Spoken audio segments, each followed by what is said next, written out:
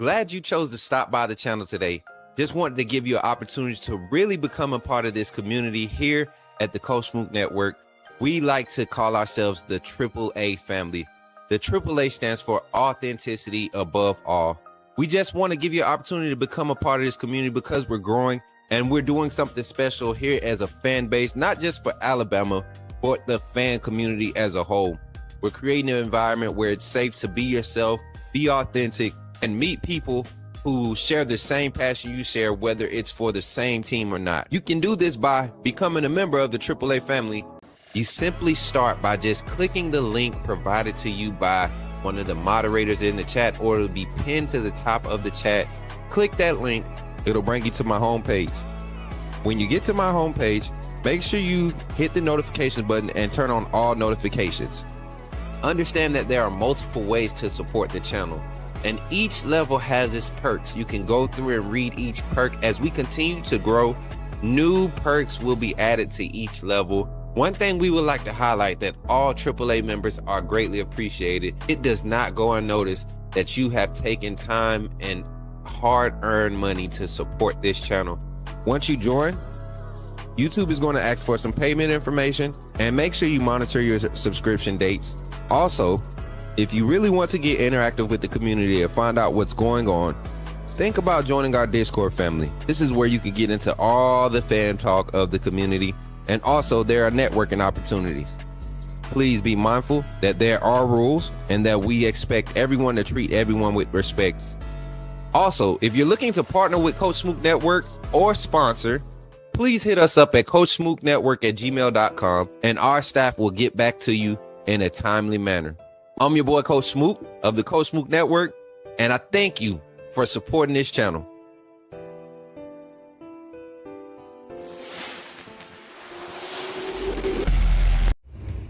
Remember, when you see me in the streets, holler at me. Say, put me in the game, Coach Smook. Put me in the game, Coach Smook. Put me in the game, Coach Smook. Like, share, subscribe. You know we keep it live. Put me in the game, Coach Smook. Put me in the game, Coach Smook. Put me in the game, Coach Smook. Put me in the game, Coach Smook. Put me in the game, Coach Smook. Put me in the game, Coach Smook. Put me in the game, Coach Smook. Put me in the game, Coach Smook. Like, share, subscribe. You know we keep it live.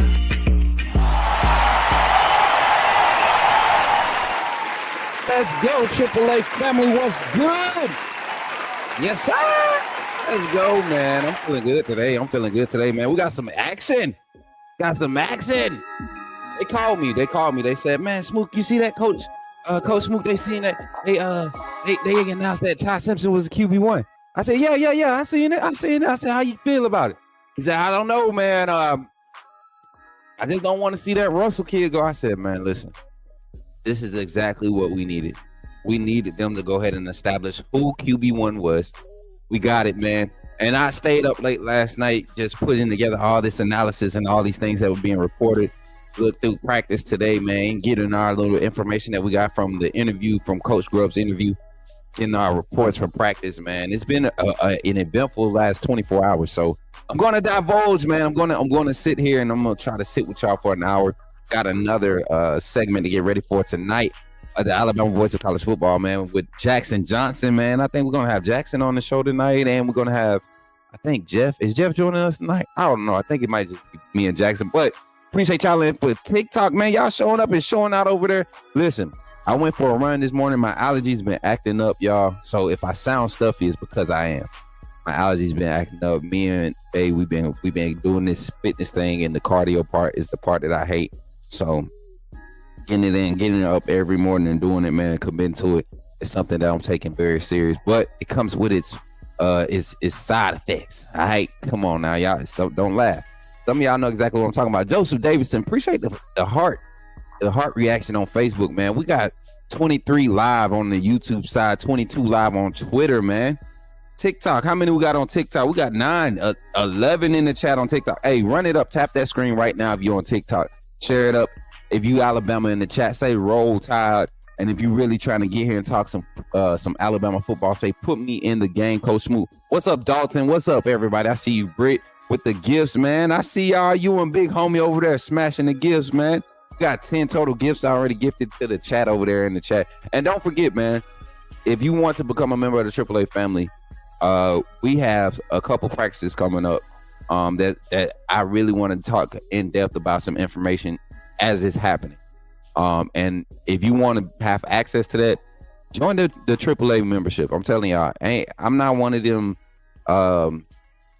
message board community type content providers. We literally have these conversations, and I provide information as is. I don't try to dress it up. I just try to deliver it in a respectable fashion. So a lot of times names won't get dropped. We won't do that. That's a disrespect to, but to keep you in the know and in the field house as a fan, you should be in the ballpark, right? You should be in the ballpark, and what you do with that information, that's on you. And that's what I want to try. Yeah. What up, Big Bama? Good to see you, brother. My guy said Falcons fan forever says Ty Simpson going to be a problem for my dogs and the SEC coming week 4. Hey, I'm telling you, man, if this offensive line is as good as we expect it to be, Ty Simpson will put up some crazy numbers, right? But I don't think it'll be just him, though. Just this whole offense as a whole, man. I think the running game is going to be explosive if the offensive line is as good as we expect it to be. And that entails Ryan Grubb runs the ball. Shout out to Clint Lamb, man. He put out a solid take on, Ryan Grubb and the rushing offense. And same points we've been making over here. They had a 1,000-yard rushing back that last year at Washington. And then the year before that, the running game at Washington, backed by committee. A lot of young guys in that class that they inherited in that offense, no real experience out there, and they still were able to muster up a 1,000-yard rushing season, total rushing. So looking at that Dylan Johnson year, they had him at Washington. I think they had that to ride him like that because he was the most experienced, and he came from the SEC running that style of offense. So really had some solid takes on that. And we've been expounding on it for a while. 3,600 and 500 rush per time. Oh, that's a solid projection. We might have to take that on the parlay. What's up, Ray? Good to see you in the chat, man. Coach Smook, who's the backup QB? K-Dot. I said that too quick. Then. Oh, well. K-Dot. Ain't no question about it. And Austin Mack is doing good, man. I'm telling y'all, it's kind of hard to say depth chart when you talk about how Ryan Grubb and Kalen DeBoer have ran like their offensive systems at every stop. I mean, the first year at Fresno, him as a head coach and Grubb as his OC, they ran like 3 quarterbacks in that first year. I mean, like literally ran 3 quarterbacks within the scheme of the offense. I think the first QB1 had an injury, QB2 and QB3, however you want to decide, they ran just about the same amount of snaps. So that's why I say depth chart, and they've never had this level of talent, just to develop and watch, process the information that they're putting out. So things are being learned at a different clip this season. Coming into year 2, having that familiarity, things are being learned at a different clip, and you're seeing 5-star athletes be 5-star true freshmen. 5-star high school players be 5-star true freshmen. Top 10, top 11 rated players at their position. And that's what you're seeing at Alabama. We're going to talk about it today about iron sharpening iron. I really think we're going to see a product like early Saban era, but in a new style, in a new fashion with Kalen DeBoer and his staff. But before we get into all that, y'all know I'm going to give y'all the inside the Smook scoop on what the reports are from practice. I posted it on Twitter. I think I'm going to go back to doing this. It provides a lot of good interaction when I do it early. But today I got caught up in a group text conversation about today's practice, man, and how the energy around it was just different. So let me see. Here we go. This is the one right here. And I can share it to y'all. Let me see. I don't want to promote nothing.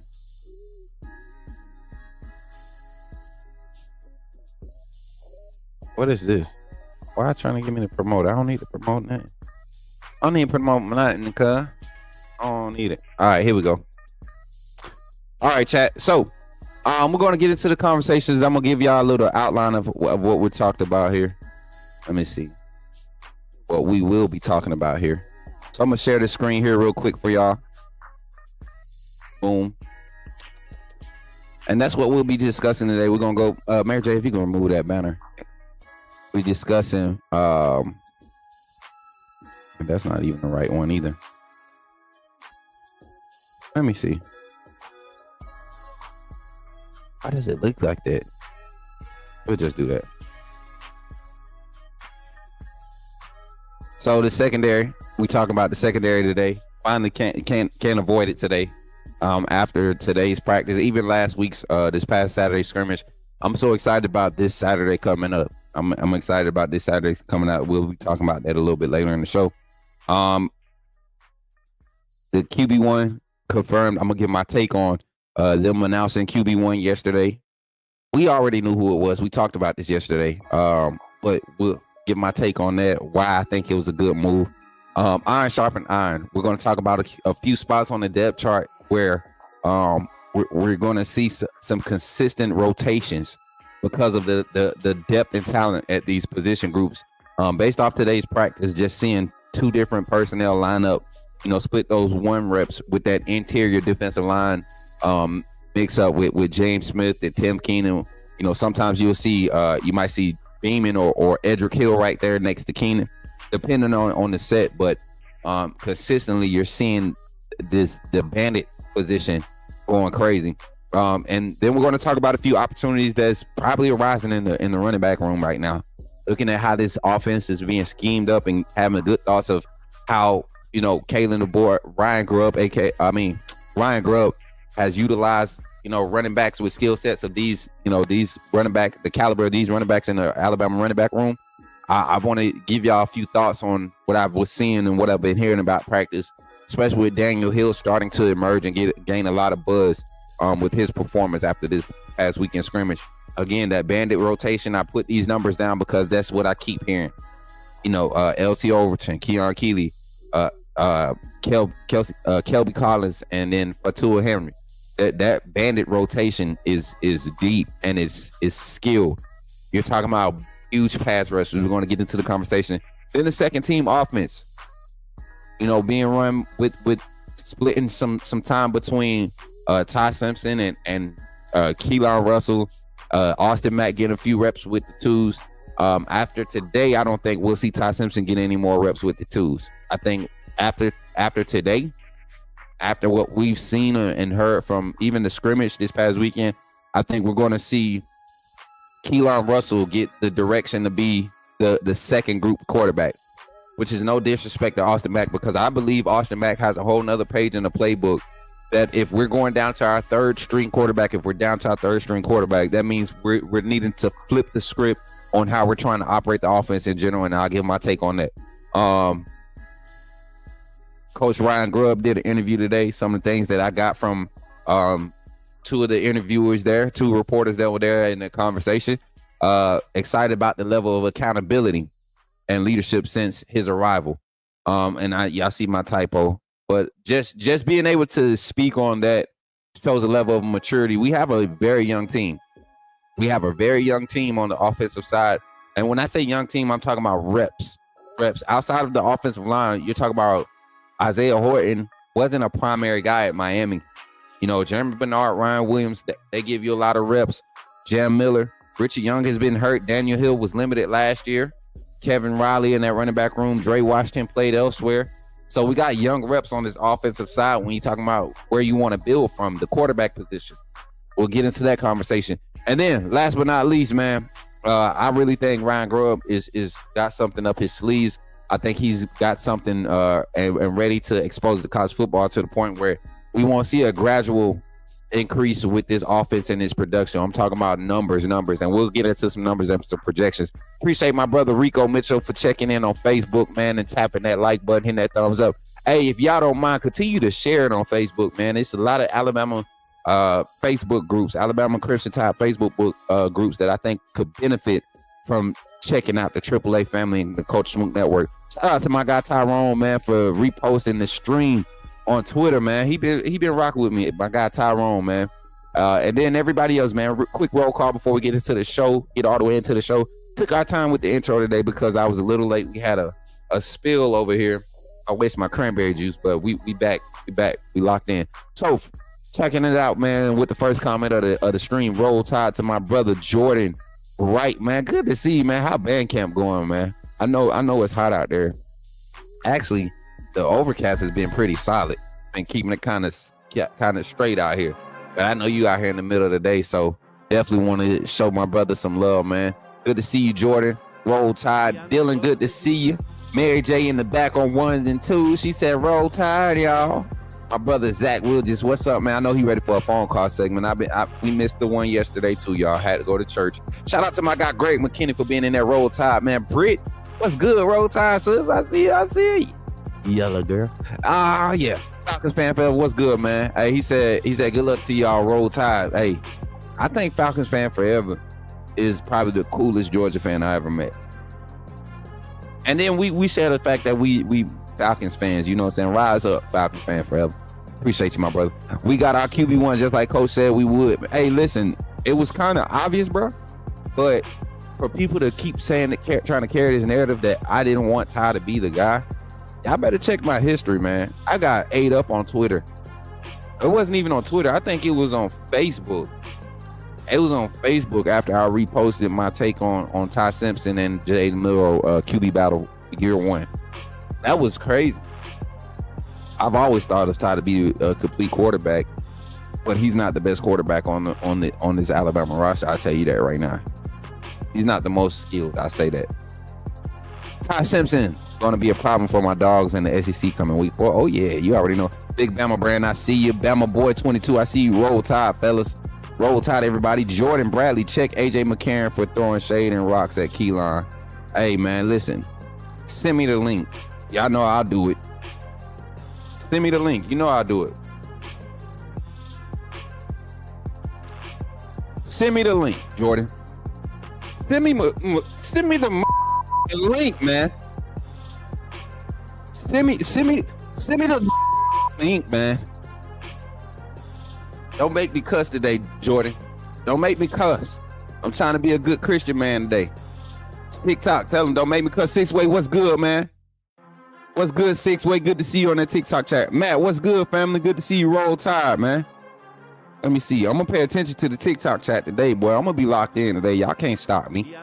We going in today, man. Jordan, you said you got me? Make sure you let me know when you send it to my DM on Twitter. You should be able to DM me on Twitter.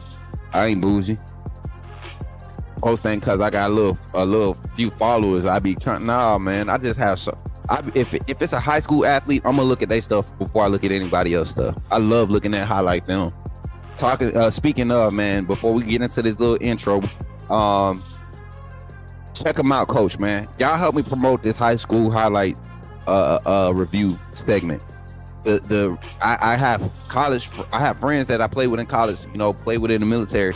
They're college coaches, they're recruiters, they're scouts now. They have programs, and they have really been helping a lot of young men that I've really been sending their way. So the network is doing exactly what we started and wanted to do from the jump. Now, I need y'all help to help me out, man. I know it ain't Alabama football all the time, and it ain't just Alabama high school. Any high school athlete that wants a serious shot at the next level, I want to look at your highlight film. I want to review it live. I have people that really support this network and support this content. They love that part of it.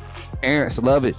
Let's get the parents involved. And let's continue to grow Coach Smook Network, man. I appreciate y'all. But yeah, Jordan, get me that link, man.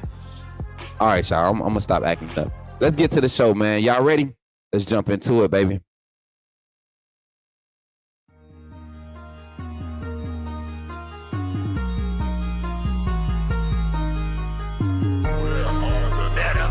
Subscribe. You do roll with the tide. I'm down in the gun with Coach Smook. Through the game, roll tide, roll tide. Let her go, subscribe. TikTok.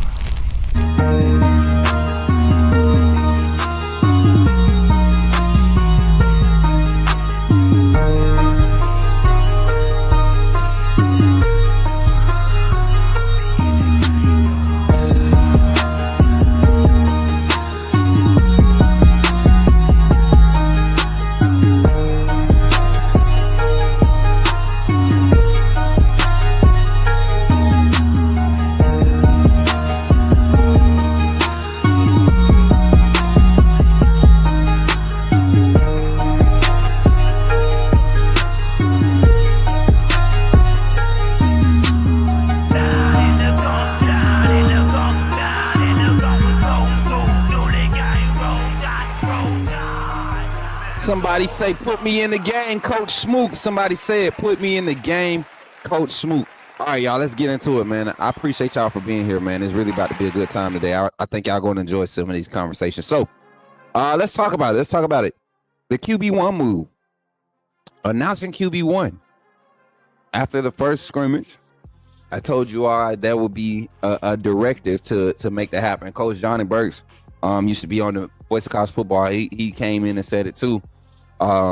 It only makes sense, in my opinion. It only makes sense, chat, for the staff to move in that direction.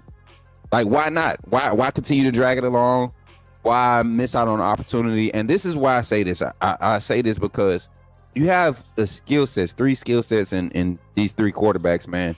The arm talents, very similar. I think the production, you can say, has kind of been mirrored from top to bottom. Nobody really creating any separation, but they all have their one thing that they do great. And I think that's where Elon Russell keeps himself in the conversation, because I think the one thing that he does great stacks on top of everything else that's required for the position to be successful in this style of offense.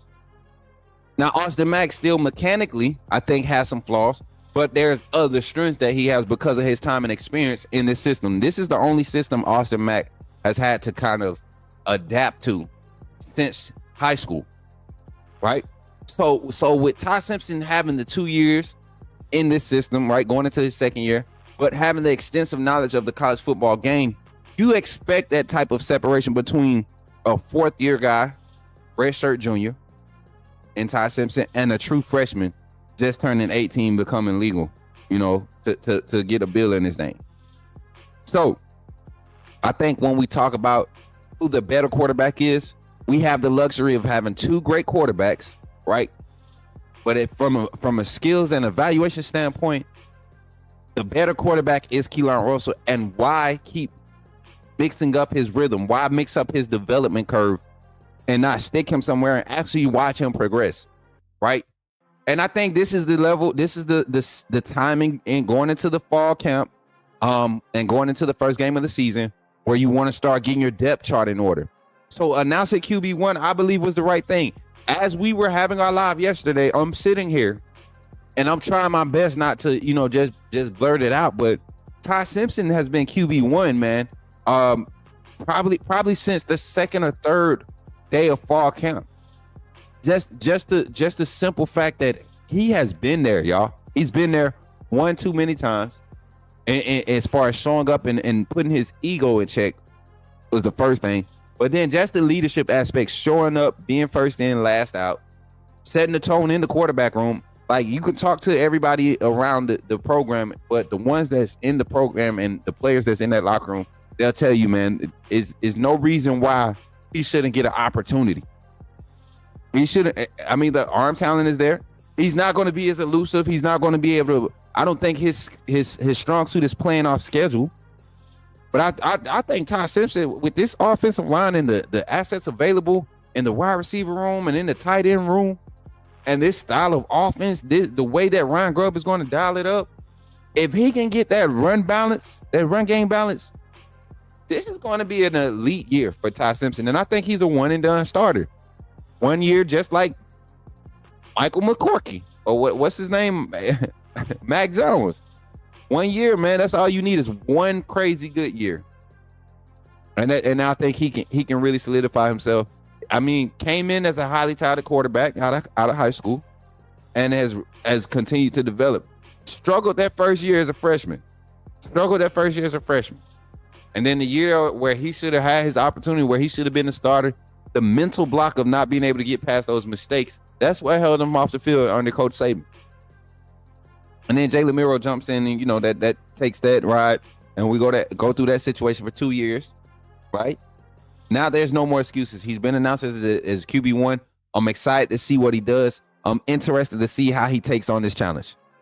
1 and out for sure, bro. 100% Therese. Hey, what's up, man? Good to see you over there on Facebook, man. Y'all showing mad love on Facebook. Sherman, big homie, I see you, boy. Rico, I see you. Therese. Hey, what's up, Rez? My brother. Roll Tide to everybody in the chat, man. Thank y'all for running the likes up. Make sure y'all run the likes up over there on YouTube also. Let me make sure I get this back office thing set up real quick. Chat. Give me 2 seconds. I always forget to do this, Mary J. It ain't your fault though. It's my fault. Mary J be trying to have me straight, y'all. I be jacked up. I be jacked up, y'all. Like my I forgot who used to say that. Jacked up. Here we go. So I want my TikTok chat to be up here. There we go. Got TikTok. There we go, TikTok. Y'all still here. What's good, Davin? What's good, brother? What's good, man? Good to see you, family. Good to see you. Good to see everybody in the chat, man. Appreciate y'all for being here today. All right, so we got to get this full screen. Hey, run the likes up there over on there, YouTube, man. We need 25 likes in the stream. We got 18 right now. Y'all continue to run it up. I appreciate y'all. All right, so moving on to the next topic of conversation, y'all. Really want to talk about the cornerback room, man. Just been thoroughly impressed with some of the things out of camp that have been reported. Somebody asked about Red Morgan yesterday and what do I feel about his opportunities this year. What's up, Stretch Go? Good to see you, man. Roll Tide in the chat. I think this is a year where he really gets solidify how versatile he can be and really develop in that role. You know, last year with a lot of open spots, a lot of production to replace Kane Womack and that staff, Coach Mo and Coach Colin Hitzler, they were kind of working with, you know, a lack of time to watch these guys in their development, really evaluate these guys. It's good that they named the QB today. That way it helped the QB prepare for Florida State early. 100%, Whopper, 100%. And that's just on a basic standpoint. Good to see that, man. I just sent on IG the link to one of Key's QB's trainers and why he's so elite.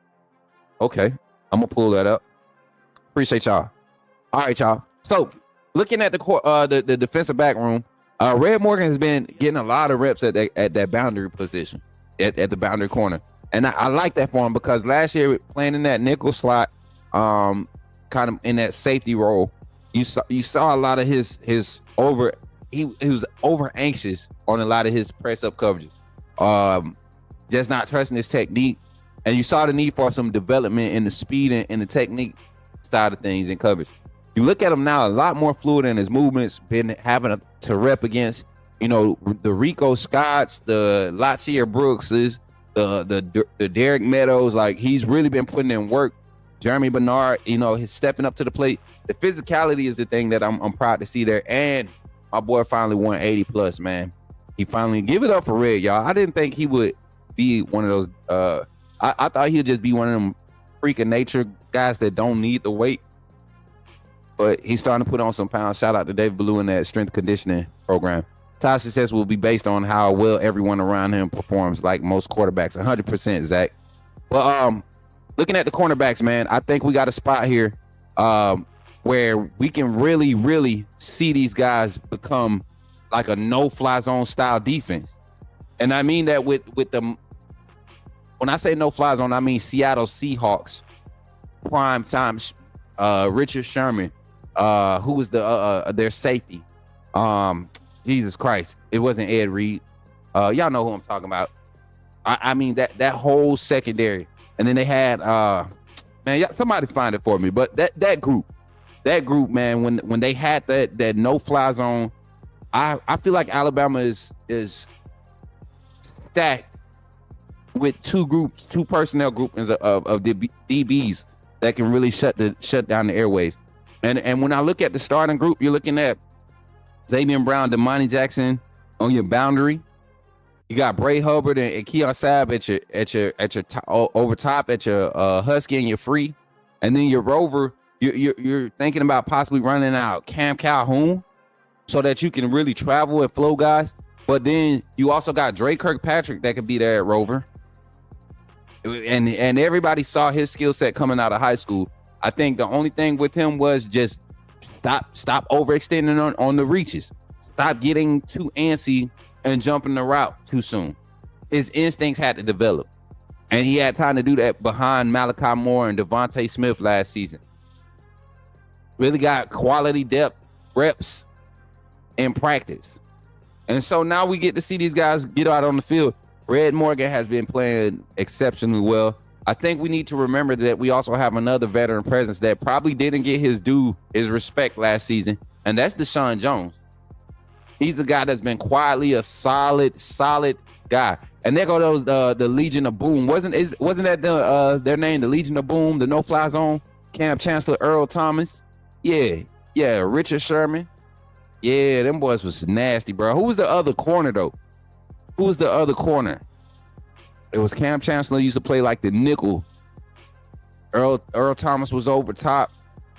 Who was their strong safety, man? Wasn't it like somebody named Boykin or something like that? Browner. Yeah, Browner. Yeah, Brandon Browner. When he like 6'3", 210 or 195, something like that. They had some big corners, big DBs, bro.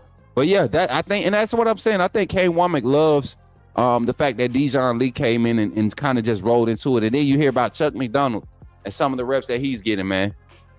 Some of the plays that he's making early on. Yes, it's against the threes, but you're talking about Derek Meadows on that side as a three. You're talking about Latier Brooks. You're talking about Bubba Hampton. You're talking about guys that really can go up and get it in your three receiver sets. And then you got young guys like Caleb Edwards at tight end.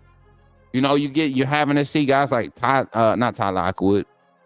What's my boy? Peyton Fox. Yeah, y'all better pay attention, man. It's a lot of talent, depth of talent at Alabama, but the secondary is really showing up and showing out. I'm glad to hear that these guys 6'4", 221. That's crazy, man. And people thought we was gonna force Dijon Lee to play safety. Come on, man. We've seen big DBs have success in the league. Actually, they actually seem to last longer because when they start getting a step slower, they transition to safety and they could play another 5 or 6 years. I mean, Dion did it, right? Prime. He did it late in his career. So, and he different. We know that he's different. So, but great reports on the secondary. Now, I want to do something else. When this iron sharpens iron depth of rotation, I kind of got into that already with the secondary, but I want to talk about it from the defensive line aspect, the D-line aspect, one position in particular, and that's the bandit position. I think we talked about this yesterday. With Keon Keeley. And it's crazy because y'all know we didn't have practice yesterday. They just had the team meetings and things of that nature. They announced the quarterback position. But when we talk about that group yesterday during our lives, right? And then we come back, right? And the next day we're getting reports that this is probably the group to watch. Like, this is the group to watch. I don't know if these people watched my show yesterday. I don't think they were in the live yesterday. But to literally mention this group, and I'm gonna get this on the screen right here. This group right here, this bandit position. Y'all look at the size of these guys. LT Overton 6'5", LT Overton 6'5", 280. Keon Keeley 6'5", 280. Kelby Collins 6'4", 285. And for Tua Henry, if we get the updated one, I think his weight now is 282. Let me get this roster up. Hold up, Mary J. Let me grab this roster. I got it up on the link already. Let's go. Defensive line.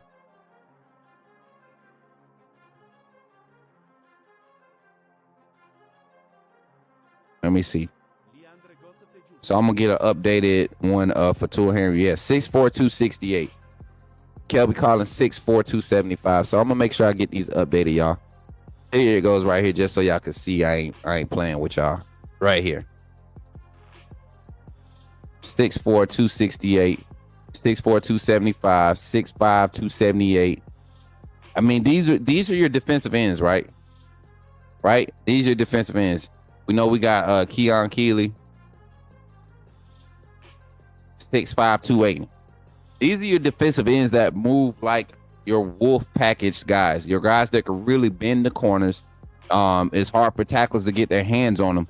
And we're seeing a rotation that's kind of like showing out in practice. The scrimmage in the red zone, this group really performed because you're going to see a lot of sets where you'll have an LT Overton on one end and maybe a Kelby Collins at the wolf position. And then you'll see a wolf linebacker go and replace the will in a defensive set to get more so of a run containment personnel strength group out there.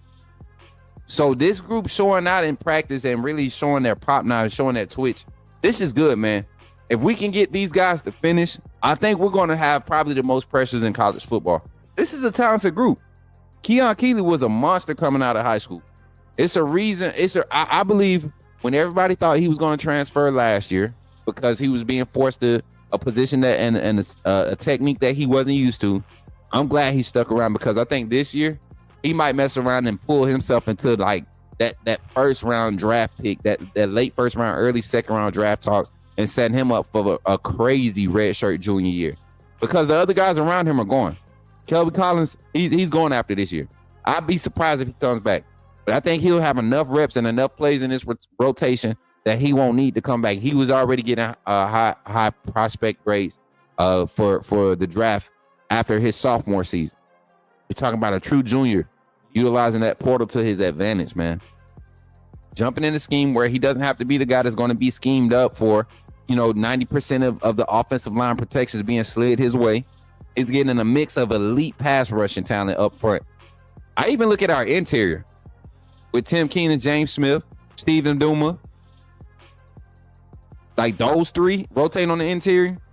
And then you can get skinny right there. Not necessarily get skinny, but get smaller and a little bit lighter for your lateral containment from the interior.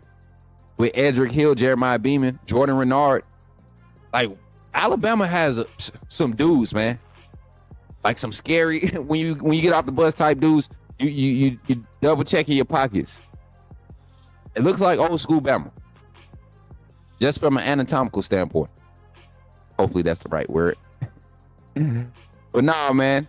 Like I said, Jordan Renard, 6'4", 265. Right? Playing more of the interior defensive line position because of his build, his frame. Like I'm telling y'all, Stephen Boone and Bula, 302. Lord have mercy. Cy Fager, 296. London Simmons, 303. Jeremiah Beeman, 314. Edric Hill, 285. Boy, them boys eating whole chickens, man. And I love to see it. I love to see that the team is together. I love to see that these guys understand that their assignment is their assignment. And if everybody does their assignment at 100%, it's going to be a hard defense to slow down. It's going to be a hard defense to slow down. So before we go to the next topic, I would like everybody to take a moment right now to like and share the stream. Like and share the stream on every platform. I see y'all on TikTok still going Browner or something. Legion of Boom. Facts. I see y'all. Let me catch this stream up over here. I got to refresh it. Shout out to the Big 19 that's passed through on TikTok. Continue to tap that screen for your boy. Share it up. Tell somebody that is a Bama fan. Your boy Coach Smook is providing the Smook scoop from today's practice. So back to it. The defensive ends, the bandit position showing out. Let's get back to this tab right here. Boom. Let's get right here. Hopefully y'all can see that good. Opportunities in the running back room. We'll get to that last. Let's talk about this second team offense and why I think Coach Ryan Grubb is excited about this season in particular. Shout out to my guy Sully for being a member, a AAA member for 8 months with this page.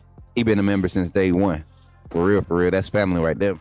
But back to the topic, man. I think Ryan Grubb is especially excited, specifically for not just what he has in that first group, but if we have to turn the page. And I think there was times. Let's take a trip back to when Jalen Hurts was the starting quarterback his sophomore year. After he had that crazy freshman year, we wanted to see more production in the passing game. We saw Tua come in that spring game and really show out. Had plenty of people believing that he could be the starter. I think everybody and every analyst then knew that Tua could have been the starter, and this offense would have been on another different page. But we know what Saban's type of coaching style was, his culture was, right? Loyalty was a huge thing with him. Now, was Jalen Hurts good enough to be the starting quarterback? Yes, I do think he was.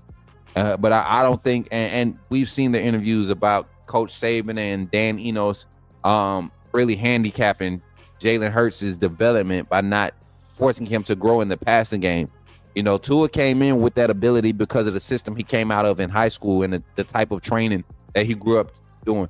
But Jalen Hurts didn't have that extensibility, right? So he sticks around, right? After getting the team to the national championship, right? not necessarily winning it, but Tua takes over that next season. He sticks around. He does what he needs to do to develop in the system. And now he goes to Oklahoma and he's become this second round draft pick. Now he's a Super Bowl winner. One of the top, I think he's the top 3, top 4 quarterbacks in the NFL right now. And these the same people that said that he would be a running back, right? They say he'll be a running back at the next level. So when you talk about finding systems and being able to develop, I think Kalen DeBoer's system, Ryan Grubb's system, has put that up for showcase when we talk about the second group of guys. And I have real strong reason to believe that K-Dot is QB2 or will end up being officially named as QB2. But I think the reason he's even in the mix right now is because of how much time he had with the ones going into this last weekend scrimmage. He's had more snaps with the ones than Austin Mack. Austin Mack probably out snapped or out repped him with the ones during scrimmage number 2 in the spring. But the last scrimmage before the A-Day practice viewing, Keelan Russell made a lot of plays with the ones, against the ones. So, looking at the second string offense or the second group of offense, you look at the offensive line. Let's start there. Looking at the future of the offensive line, you got veteran presence there in Brock Montgomery. I think he's going to be a guy that leads this offensive line next season. I think Cam Dewberry is coming back, right? I think he's going to utilize that extra year. But even if he doesn't, I like having guys like Olis Alanine standing in weight. I like having guys like Michael Carroll, Michael Dubose lying in wait, Casey Poe if he sticks around. Like the competition at that level. But to see the second group and to see the tackle positions being manned by Jackson Lloyd and Michael Carroll, that is crazy. That is crazy. That is crazy good for me to see. And then, the Rock Montgomery being a veteran on that group, being a leader, even though he's not a starter, leads by example.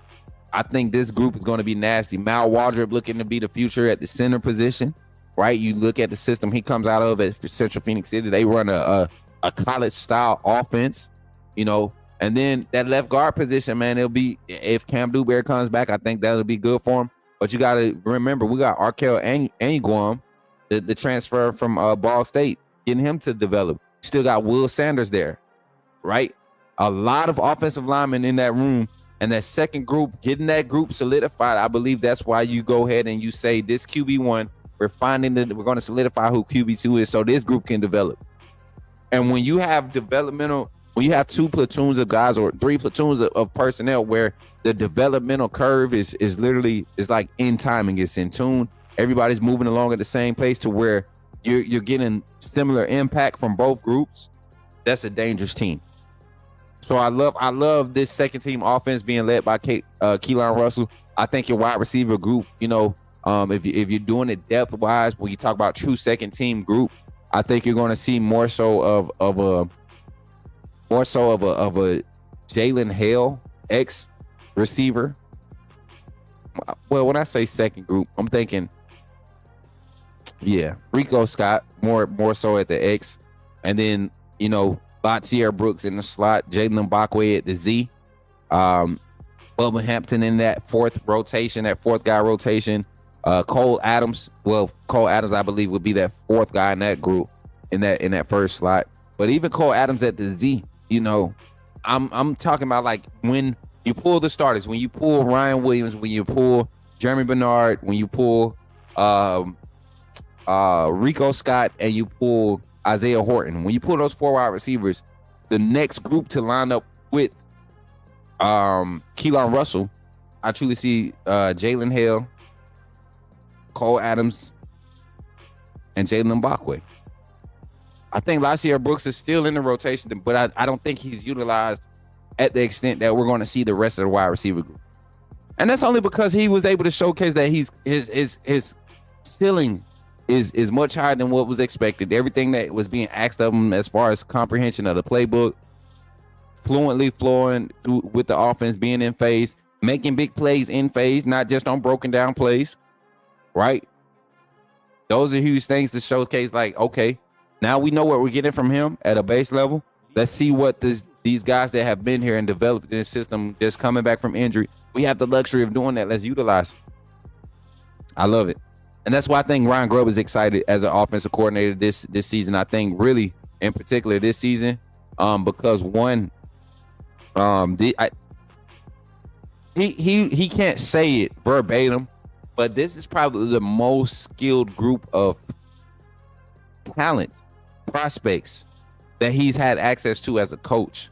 And I believe that on any level. I think even last year at the NFL level, I think you got your first group of guys that's like, oh my God, NFL. And then after that, you see the drop off. This isn't the NFL. This is college. These are guys in their developmental phase, their chiseling phase of development.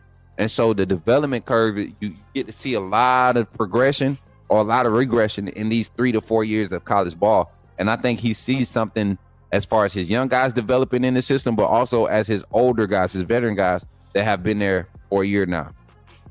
So I'm excited to see it. I'm excited to see it. Shout out to everybody on the TikTok side again, man. Y'all tapping in. Twitter, I see y'all, man. We got mad viewers on Twitter too.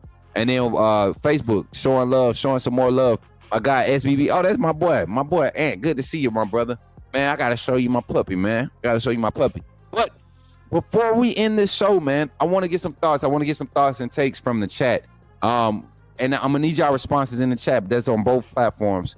When you think about Keelan Russell and this second group offense, what type of production do you think this could be just as good as the Jerry Jeudy, Devontae Smith, Henry Ruggs, Najee Harris, Tua Tagovailoa, and who is their offensive lineman of that group? Who was the offensive lineman of that class? It wasn't Leatherwood. Who was the offensive lineman of that class? Was it JC Latham? Was it JC Latham for that group? I believe so. No, he came the year after. Who was it before JC, chat? Ah, man, y'all got to help me. Come on, y'all. They're coming from a running back playing. That's coming from a running back playing QB. Jason, hey. So I want your thoughts. Second team offense. Do you all think that this can be as explosive, as exciting as that group? Evan Neal? I know Jedrick Willis was in that class, but he wasn't like the prize of that class. It was Evan Neal. True freshman back in 2017. So that means I think it was Evan Neal, though. He was like the feature offensive lineman for that first year tour. That year two in the second group. I wasn't Jonah Williams. Jonah Williams was gone already. Walter, what's up, Walter? Good to see you in the chat. But so, do y'all think it has the potential? That's all I want to know. Second team offense being led by Keelan Russell, even with Austin Mack, you know, the skill sets available. We're talking about the running back room. I think 1A, 1B, and 2 right now is Jam Miller, Richard Young, and Daniel Hill. So 2 being Daniel Hill, man, we know what we're getting from Daniel Hill when he gets in with Keelan Russell. But then what's up with the rotation of possibly Kevin Riley and AK Deer being like the relief backs of that group? Or what's the likelihood of AK Deer really implementing, because he's been making some plays in the passing game? I can't wait till Saturday. Can't wait till Saturday.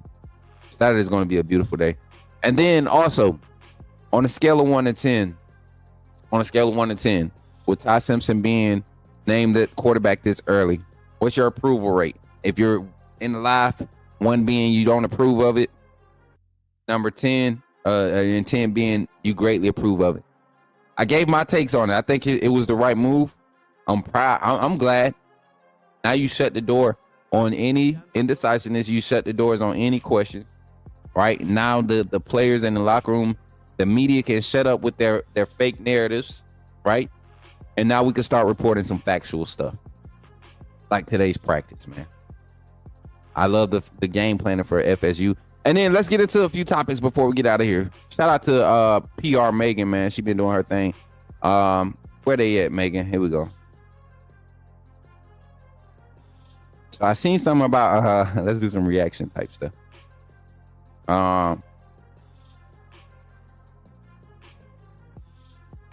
There we go. Florida State defensive coordinator. I guess he had something to say about his team. trying to play like, you know, he's so mad about them being behind in their production. The next round made this post. There's some guys who need to, quite frankly, quoting Coach Tony White, defensive coordinator at Florida State. And y'all, when we do the film room, the Bama breakdown, I can't wait because I've been looking at some of his work, Coach Tony. So we'll start to dive into that. Let's see if we got the audio here. There's some guys who showed out, guys who are building the coach's trust and the confidence of their teammates. And there's some guys who need to, quite frankly, step their ass up. It's unacceptable. Okay. Like, we all need to make sure that we're all on the same page and we understand what's asked of us and what the expectations are. And either guys do it or they don't. And it's not right if you don't. So, you know, we had some guys go out there and play hard and play physical and play fast and do the things that they were asked to do. And it's fun to watch those guys continue to grow and make plays. And then there's some guys who you're expecting much more from that are not doing that. They're not doing what they're asked to do. They're not doing what they're being taught to do. And therefore they won't play. I never get upset when the ball beats you. But if you're not doing what you're being trained to do and you're not playing your butt off, then that is unacceptable. That is not right. And there's flashes of that from, you know, there's just too much of that. So we got to limit that and move forward. Hey, now that I finally watched it, I read the post, but now that I finally watched it, live reaction right here. I think that was sincere. I don't think that I don't think that was a ply. I don't think that was like a trick move. I think it was a kind of ego check for those players that he's talking about, but more so from a standpoint like, y'all can think I'm playing if you want to, but we already have a cultural problem here at Florida State. Everybody knows Norvell has a cultural problem down at Florida State right now.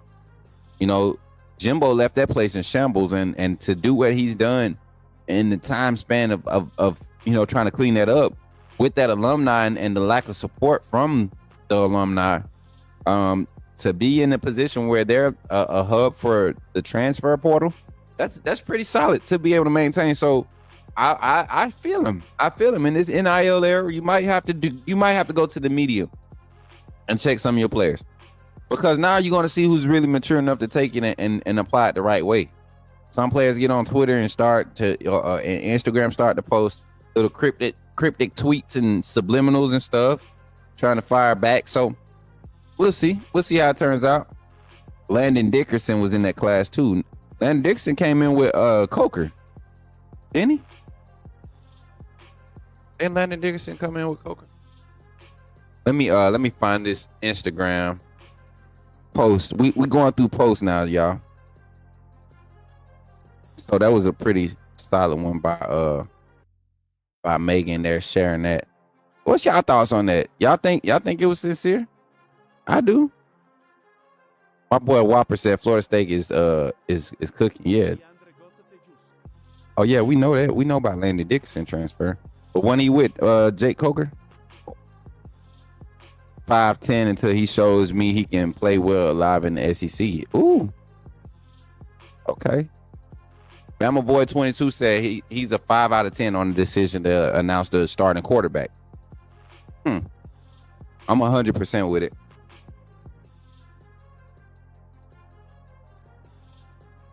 I'm 100% with it. Everybody believes Ty is ready. I do too. I'm ready for y'all to see it.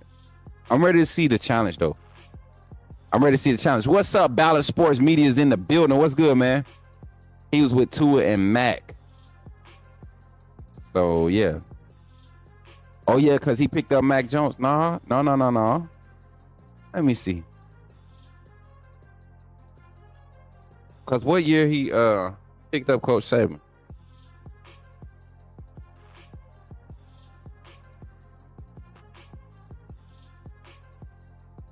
(2020). Dang, that was with Mac Jones. 2020, that was the last natty.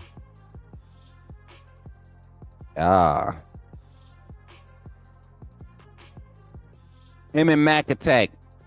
All right, y'all. 10-10. Tyrone finna do it. This boy a fool, man.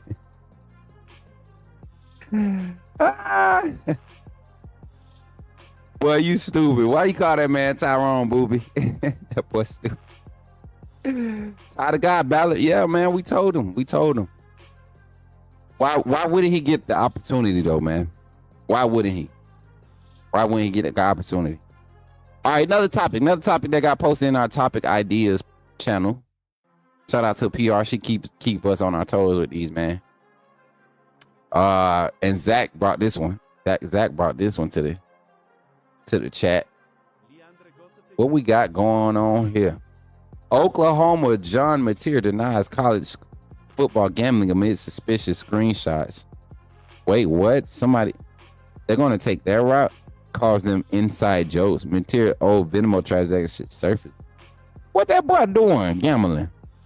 New Oklahoma quarterback John Mateer has found himself, and this is from Jordan Dejani of what is this link?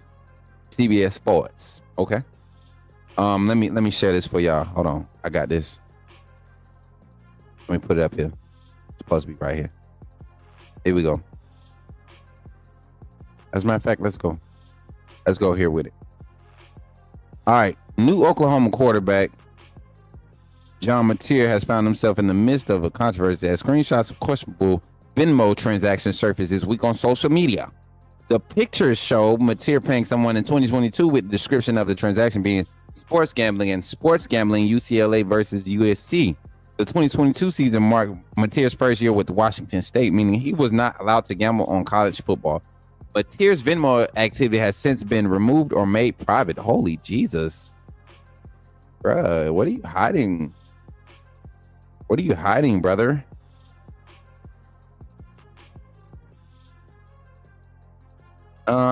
Since being removed or made private. Get out the way, lady. ESPN's Pete Thamel reports that Oklahoma officials are aware of Mateer's alleged Venmo activity, but the quarterback has consistently denied ever being involved with gambling. Oklahoma is now looking into the situation. On Tuesday, Mateer posted a statement on social media claiming that the Venmo descriptions were just a joke. The allegations that I once participated in sports gambling are false. My previous Venmo descriptions did not accurately portray the transactions in question, but were instead inside jokes between me and my friends. I have never bet on sports. I understand the seriousness of the matter, but recognize that taken out of context, those Venmo descriptions suggest otherwise. I can assure my teammates, coaches, and officials at the NCAA that I have not engaged in any sports gambling. That's some good PR. Mateer was on 247 Sports' #1 transfer portal prospect, is Oklahoma's key offseason addition, as he elected to leave Pullman for Norman along with the offensive coordinator Ben Arbuckle. Last season for the Cougars, Mateer completed 64.6% of his passes for 3,139 yards, 29 touchdowns, and 7 interceptions. 178 times. He rushed for 178 times, 826 yards. OU Athletics provides ongoing education to student athletes, coaches, and staff on matters related to sports gambling. The department utilizes ProfitBet, which is an industry standard service offering comprehensive monitoring of sports gambling activities. OU takes any allegations of gambling seriously, blah, blah, blah. So, what's y'all feels, man? They got that man Venmo stuff. That's so messed up. Davin Joe said, can't believe he had his Venmo transaction public. That's weird. I ain't gonna lie, mine is public too. Mine was public for a minute. I didn't even know that like there was a difference between having them public and private. Why would you do that though? Why would you do that through Venmo? You know what? Ain't none of this stuff safe. You could be tracked regardless. John Mateer, mind y'all business. Tell him, man. Tell him, Dino. I don't care about that man gambling. As long as he ain't gambling on himself, right? Ain't that the rule?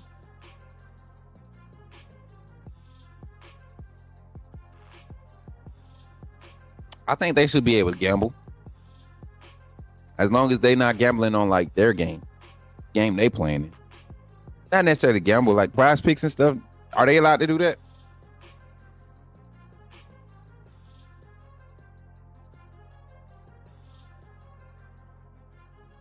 Are they allowed to do that, chat? That cranberry juice good. I ain't gonna lie. Good cranberry juice.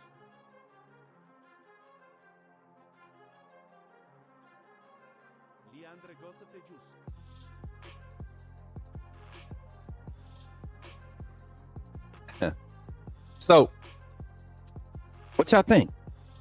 I don't think if they try to make that man like serve a 2-game sentence or something like that, or 4-game suspension, I'd be pissed off.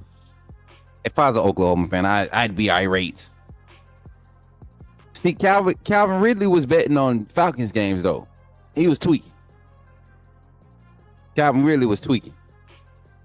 My boy said, I don't think you're able to gamble and place bets for the same sport you play, but outside, like, okay. Somebody find me some factuals on that. I said the same thing, D. I was just in Jason's chat yesterday. Him and Unc and him and Mike and Coach Dent, they were all talking about, projections for Oklahoma. I said this year Oklahoma to me is 7-5, 8-4ish. And that's not disrespectful. I know that to most of their fan base is not respect. I mean, it's not a successful season, but this transition for Brett Venables had a hiccup last season with Jackson Arnold. I think the defense was great last year, but that offense, I mean, severely underperformed. And then, for him to come in against Bama, it's just a lack of effort that was displayed in that game for Bama. And then being on the road, he was comfortable at home. Like, it was a lot of positives that went his way that game. But Material's going to have his hands full this year. So many experienced defenses returning in the SEC. We're going to see how legit he is. I think he's a good quarterback. We're going to see how legit he is in the SEC, playing against first round caliber talent week in and week out. I think Oklahoma is the dark horse in the SEC with Material. 8-4, 8-4 in my opinion. I think South Carolina is the dark horse though. South Carolina and Florida, both. I think they're the dark horses in the SEC. The schedule is crazy. Yeah, that's what I'm saying. Oklahoma has a pretty solid schedule. You got to do that through a trusted third party. Facts, Walter. Got to. Hey, y'all, appreciate y'all for running the chat up. Let me check on TikTok. Y'all talking to me over there on TikTok? Leatherwood Dickerson, I see y'all. Ekior Willis. Yeah, that was a crazy class. That's a crazy class. TikTok, y'all talk to me. Britt, what's good? See you tapping that screen. But that's another topic. One last topic. Let's see if we got one more that we could run to real quick. Let me see. Oh, yeah, the Ryan Grubb interview. Let me see if we got the official footage yet. Let me see, chat. Let me check the email real quick, quickly. There it is.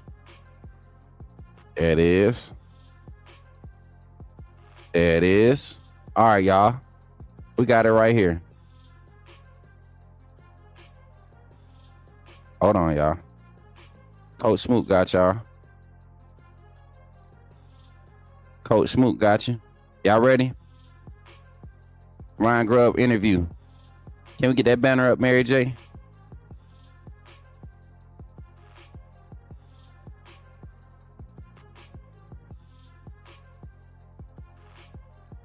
Hey guys, Tyson. I don't know. All right, let's see. Now we're good. Alabama OC Ryan Grubb. Right here, post-practice interview. I don't know about the opening statement. Hey guys, Ty Simpson's our starter. How's that? Pretty good? Okay, let her ride. What do we got? Watch Ty Simpson your starter. There we go. Good follow-up. Ty did a really nice job of taking care of the football. I think number one, I think Ty is an incredible playmaker on the move. And I think from there, guys like that, you worry, are they going to be able to train themselves to be able to take care of the football? And I just, even the room in general, Ty led that charge, but Ty didn't throw any picks last week. He's thrown one all camp. We've thrown 4 total this camp. And this spring, I think at this time we had thrown 15. So yeah. I think in general, the guys are understanding the concepts and control the offense a lot better as a room. And Ty was the best at that. And so his ability to command and create out of the pocket, I thought was the best, make great decisions. And that's good to he's hear, just much Chad. cleaner on. That's good to hear. Cause that's so consistent with the development curve you want Ty on. And I don't think Ryan Grubb going to shoot it to us, you know, backwards. You know what I'm saying? He's not going to sugarcoat that. And that's why I tell y'all, like, those are things that we needed to see from Ty in order for him to really assume the position. I don't think he's better than Keelan Russell at that position, but having that extensive knowledge of the system, and now he's getting over that hump of, you know, needing that offensive line in front of him, like, those are things that we need to see. I want to see it transpire to the field. I want to see it because that's going to be key. Some of the things that you expect an older quarterback to be able to do. You mentioned the interceptions. Are you still seeing quarterbacks and Ty specifically push the ball down the field at ball camp? Yeah, we are absolutely. Let's see. I mean, I don't know what today was, but we'd had 6 practices in a row where we hit our explosive number. So we've certainly been able to get the ball down the field, which is great because I think our defense does a good job of trying to limit those. So which was a lot better. I don't know if we had 5 days of that all of spring. So 6 in a row. I think we had 8 out of 10 practices. So we were rolling a little bit. Brian, what was the message to you, Austin, and Keelan when, I guess, moving forward with Ty being the official starting now? Well, I think for those guys, I know, they have to continue to progress. I think that for quarterbacks in general, any position is tough, but the development of a quarterback to continue to move forward during the season, I think is the toughest thing. Like that, Yeah. That's the thing. Like you have to find ways to generate both coaching staff wise to create looks and opportunities that those guys don't just pause. Young quarterbacks are really talented, like Austin. Appreciate and that, Keelan. Tevin. What you don't want is that the starters named and all this improvement that they've been making to this point just comes to a screeching halt. So that part they totally understood. I know they're up to the task, and I think there's a huge part of that is just the relationships and the bond that's been built in that room. I told the guys, I thought one of the things that stood out to me the most about that room was there never was this feeling of somebody conceding. So like, oh, Ty's going to be the guy. There was never an approach by any of the 3 guys that it was like it's him or him. At the same time, it was all organic. Guys were able to focus on their job and just be the best quarterback they can be. And I think that they all developed because of the type of room that we have. So tip of the cap to those guys. I don't think that's coaching. I think that's just the guys doing a really good job of just focusing on themselves. And, I think Austin and Keelan will be up to that. Have we decided on number 2 yet? Nope. We're still working through all that. Those guys will continue to rep. I think you'd be pigeonholing yourself a little bit on reps and opportunity for both those guys to get better. Ty gets the job. It's announced to the team. What's your message to him after that? Just Dino don't change anything. Ty is the best guy in the QB room. We still got a lot of stuff I to clean up. Remember what got you the job, the things that, you're challenged to improve on after spring and that you did do to this point in camp. Nothing has to change. So I think he's just got to keep improving on the things that he knows he has to work on. And this is just, it's an announcement. It's a starting point. If you have any kind of finality to this announcement, whether you're the backup or the starter, I think they're going to rob themselves of some really good opportunities. That's the point. That's the point I keep trying to make with the fan base. Supportive. I think, the guys have been supportive, all 3 guys, but certainly Ty's shown the most leadership and command. So I don't think anybody was caught off guard by that. But I thought, we did a good job as a coaching staff. I'm not trying to pat ourselves on the back, but trying to let it play its course and make sure the team saw Ty earn it. I think that's important for Ty too, that he can come out there and his teammates know that he went and earned that spot. And they've been great, offense and defense. Ty's pretty fiery. He's a pretty fiery guy. I've really been impressed how he's been able to kind of calm that. I always thought I was wildly impressed in my time with Geno Smith. He's a fiery competitor as well. But I always told Ty, like, Geno's ability to get back to room temperature quickly and be able to process and be an elite quarterback was something that I was always just amazed by. And I told Ty, that's what you got to be, is a guy that can have composure. And realize there's different times that, release points. You score a touchdown, you want to go crazy, right? But up to then, you just got to be a smooth operator. You got to watch a lot of Ty's film, I assume, from last year and previous years. Yep. Where do you think he's made the biggest growth, and where do you still sort of want to see him continue to grow? I would say poise and decision making. I think that his eyes would drop and he would give up on stuff really, really quickly because he is so athletic and can move. And now I just feel like, he's very poised back there. I think anytime you have a guy that can balance those 2 things, be an explosive athlete, That's out of great, man. Out of the pocket. Listen, these are things that I said were dinging him and keeping him from being able to be the starter in front of Jalen Milroe. Like, if anybody else doesn't hear what I was saying, and saying like that tells you a lot, man. That tells you a lot on what the mindset was. Not once have we denied his development. But these are things that I believe would truly allow him to solidify himself as a starter. Wasn't that he was better than Russell? The fact that you have an extensive knowledge of the system and you can do the things that were keeping you off the field beforehand, you can get over those humps. Man, that sets you up to be a starter. Why not? If he's continuing But to check also- the blocks, why not? Know that he doesn't have to do it every time. I think that's the thing you love to see out of a guy like Ty. Kind of threw Keelan Russell into the fire. I mean, immediately as a freshman, put him in a quarterback battle and things like that. What have you seen from Keelan as he That sounds like TT with that goofy. Ugh. approached the pressure of a quarterback battle almost immediately on his arrival here? And how have you seen him grow? Coach Sheridan and Coach DeBoer did a phenomenal job recruiting Key. And, I thought their assessment when I got here was spot on, that he's a very composed player for a young player. And even when it's not perfect and things aren't going Key's way, I think he's able to just slow the game down. And I think that's something that's, somewhat innate that he can just do. And so I think when you can build and then you continue to build on the knowledge base and understanding the system, he'll just keep getting better. So he's a really, really calm, excellent player with great vision. How has Ty been in the quick game, just making the right reads with the underneath stuff? Today specifically, I thought, we had some sequencing stuff where we're lining up in second and extra long or second and long and trying to get a first down with 3 downs. And quick game showed up in those scenarios and he hit every one of them. So I was really impressed, just his ability to get the ball out, make decisive decisions, have his eyes in the right spot. Love it. A lot of times quick game just comes down to that, being decisive and making sure you're reading the right spot. What can you do from a leadership standpoint over the next couple of weeks or going into the first game after being named starter? Just keep being him. Honestly, I think if he started acting out of character or doing some things that he hadn't done to this point, I think that would be the red flag for the team or the guys. I think that he's established the type of person he is in the locker room. He's known these guys for a long time, and just keep being himself. My advice to him was just be authentic. As long as he does that, locker room has the best read for that. They know when guys aren't, and just stay in the wheelhouse. Right, he's the one quarterback in this group that the staff did not recruit. How did he gain your trust, Galen's trust overall? Well, I think that's a great question, and Appreciate I will say the 3 this: likes on YouTube. Yeah, one of my main messages to Ty was that he did earn it, and that I thought that he was a little bit careless with the football, and that was something that I wanted to make sure that as a decision maker, with a good team and a lot of great supporting cast around him, you just want to make sure you can distribute the ball. And I thought for him, calming the game down, slowing it down, and being authentic in the meeting room, like just not trying to say things to impress a coach or like say something to show that you understand the coverage, asking genuine questions. I just being in the meeting room with him every day. I trust him in that regard. And I think that was a huge part for our growth.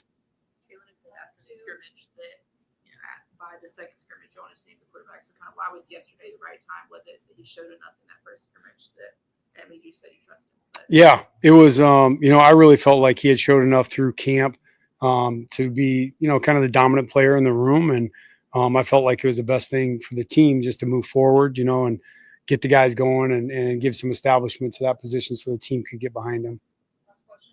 You mentioned Geno Smith, but going back to Jay Payne or Michael Penix, Yeah. What's the common thread that you need to see in your starting quarterback, and how does Simpson have that? Decision making and vision. Those are the two things. And for Ty, that's the thing is he's got good vision, and his decision making has went off the charts compared to what it was. And he just keeps doing that and being himself. He'll be a really, really good quarterback.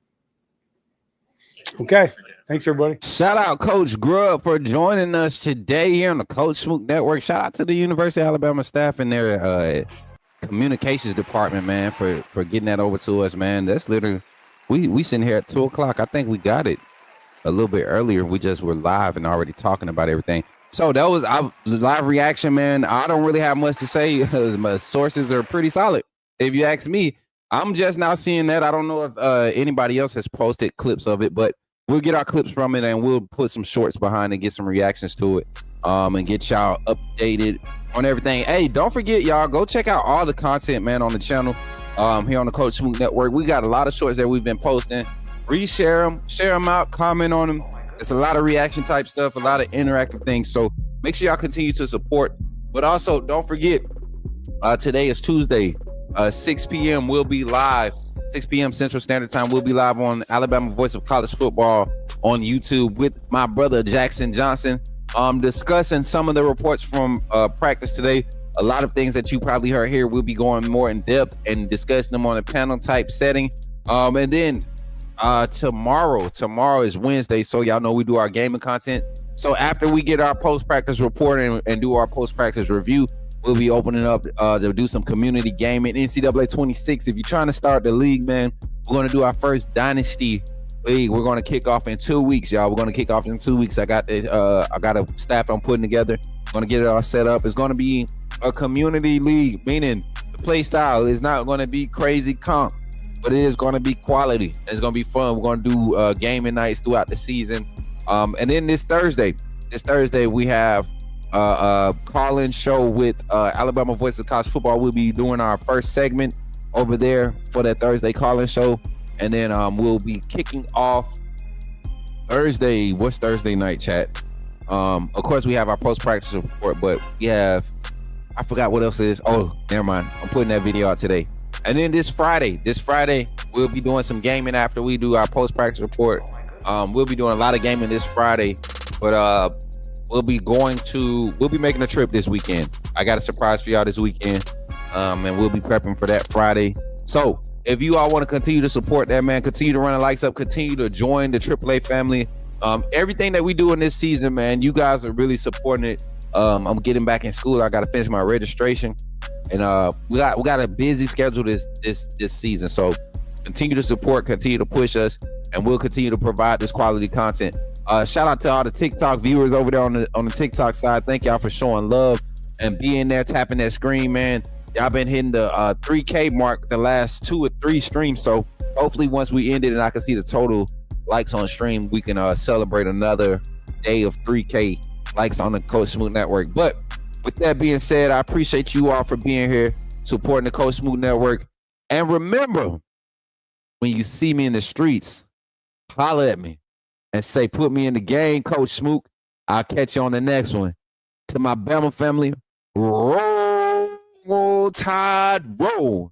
And to everybody else, much love. SOS, AAA, we out here, baby. Y'all enjoy the rest of y'all day.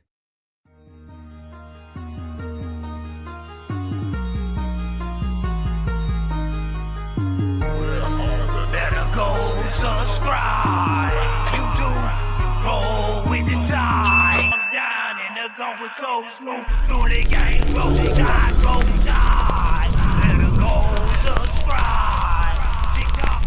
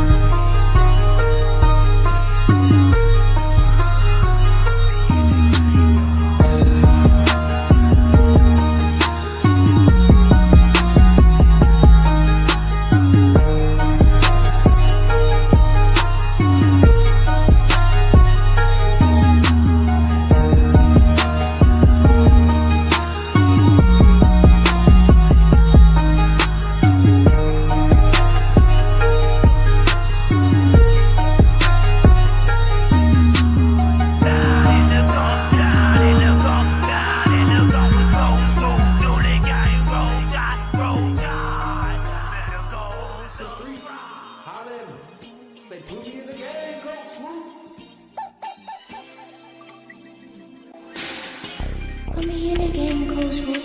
Put me in the game, Coach Smook. Like, share, subscribe. You know we keep it live. Put me in the game, Coach Smook. Put me in the game, Coach Smook. Put me in the game, Coach Smook. Put me in the game, Coach Smook. Put me in the game, Coach Smook. Put me in the game, Coach Smook. Put me in the game, Coach Smook. Put me in the game, Coach Smook. Like, share, subscribe. You know we keep it live. Put me in the game, Coach Smook. Put me in the game, Coach Smook. Like, share, subscribe. You know we keep it live. Put me in the game, Coach Smook. Put me in the game, Coach Smook. Put me in the game, Coach Smook. Put me in the game, Coach Smook. Put me in the game, Coach Smook.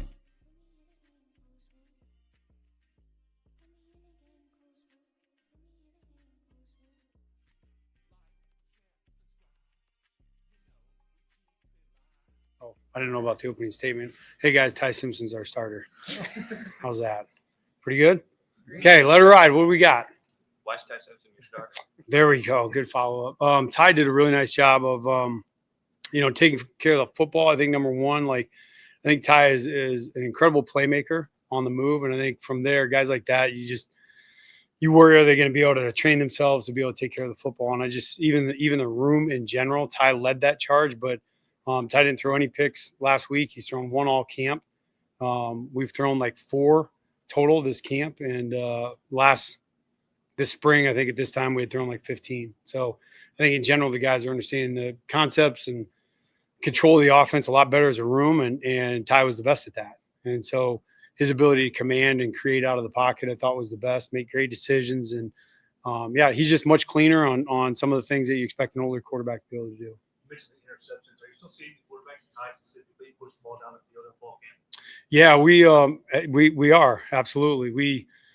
Let's see. I mean, I don't know what today was, but we'd had 6 practices in a row where we hit our explosive number. So we've certainly been able to get the ball down the field, which is great because I think our defense does a good job of trying to limit those. So which was a lot better. I don't know if we had 5 days of that all of spring. So 6 in a row. I think we had 8 out of 10 practices. So we were rolling a little bit. Ryan, what was the message to Austin and when, I guess, moving forward with Ty being the official starting now? Well, I think for those guys, I know, they have to continue to progress. I think that for quarterbacks in general, any position is tough, but the development of a quarterback to continue to move forward during the season, I think is the toughest thing. That's the thing. You have to find ways to generate both coaching staff wise to create looks and opportunities that those guys don't just pause. Young quarterbacks are really talented like Austin and Keelan.